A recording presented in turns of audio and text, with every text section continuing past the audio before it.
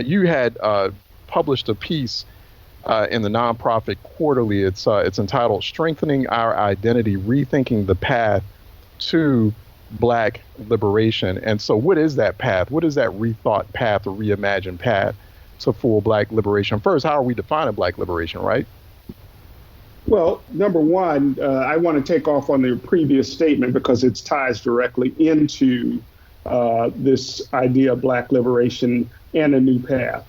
Part of what we see is that the data on its own, even though it's overwhelming and in the direction of that we need to do something about disparities, et cetera, over the years, we've seen no one react to that. And because I've come to the conclusion that it's not about logic, it's not about another report. In part, it's really about how do we as African American people actually build more positive images of ourselves in our community, because we buy into the stereotype threats that have been imposed on us from externally. We buy into it. There's all kind of social science research and social psychology research that says if you take someone and you tell them that they're not good at what they do, that they're the lowest in every category, and you say that over and over to them, somehow they start to believe that of themselves. And so there is this issue of Black people having strengths, right? We have strengths. We have things that we bring that are inert to the table, that we bring things that are positive to the table, and that we need to address the stereotype threat with stereotype boost, meaning we need to have a positive framing of our own narrative.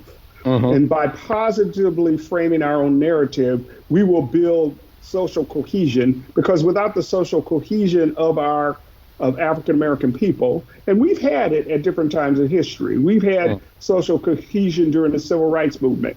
We had social cohesion during the Reconstruction. We had social cohesion during the Harlem Renaissance. I could go on where Black people have actually progressed, and they progressed not because we were telling a negative story and a negative narrative about who we are, but we were reinforcing a positive narrative about who we are, and we're reinforcing that not for this generation, but the generations to come.